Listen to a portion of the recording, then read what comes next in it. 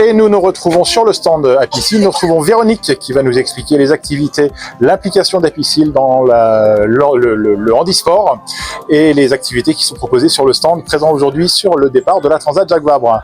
Ravi de vous retrouver aujourd'hui. Bonjour Olivier, merci.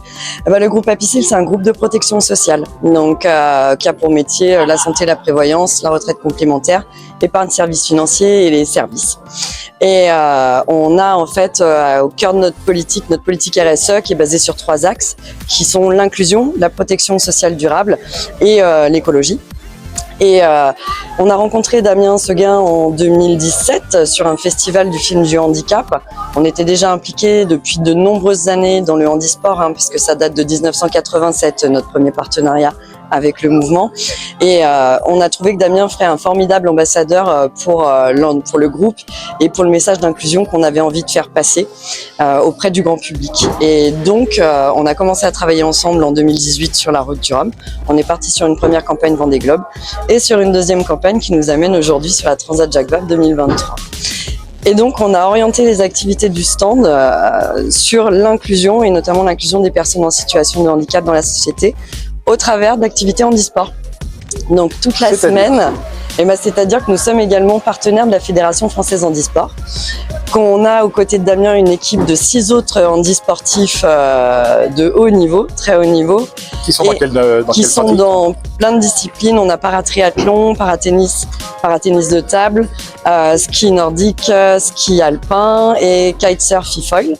Voilà. Et donc, comme on travaille avec la Fédération Française Handisport, on trouvait que c'était intéressant de faire découvrir au grand public, notamment avec Paris 2024 l'année prochaine, ce qu'était le handisport et comment on pouvait performer même en étant porteur d'un handicap. Voilà. Beaucoup de visiteurs, beaucoup de questions et de contacts sur le stand, j'imagine. Ouais, vraiment beaucoup de visiteurs, mais que des sourires en fait. Les gens, on a des retours hyper positifs. On n'a eu aucune réaction jusqu'à maintenant qui nous dit non, je veux pas aller dans le fauteuil, ça porte malheur. On est plutôt vraiment sur une approche très bienveillante. On a les collaborateurs du comité départemental handisport de Seine-Maritime qui sont avec nous là pendant ces 10 jours et qui sont vraiment très pédagogues et très très bienveillants. Et on est vraiment sur une approche ludique et pédagogique. Quelle est la réaction type ou le comportement type du public qui vient visiter le stand Apicil? La réaction type, c'est génial en fait. Je découvre plein de choses que je connaissais pas du tout ou très peu et je trouve ça fantastique. Continuez, c'est super. Est-ce qu'on peut dire que le public n'est pas assez sensibilisé ou assez au courant des activités handisport? Ouais, il y a encore trop peu de médiatisation malheureusement autour des activités handisport. On espère bien que Paris 2024 y remédiera. Mais en tout cas, nous, c'est ce qu'on essaye de faire au travers de ces animations sur cette Transat Jacques Vabre. Merci beaucoup Véronique, bon après-midi. Avec plaisir. Et bonne course à Damien. Tu aimes ce que tu viens d'entendre? Alors n'hésite pas à republier, à liker et à t'abonner à ma chaîne.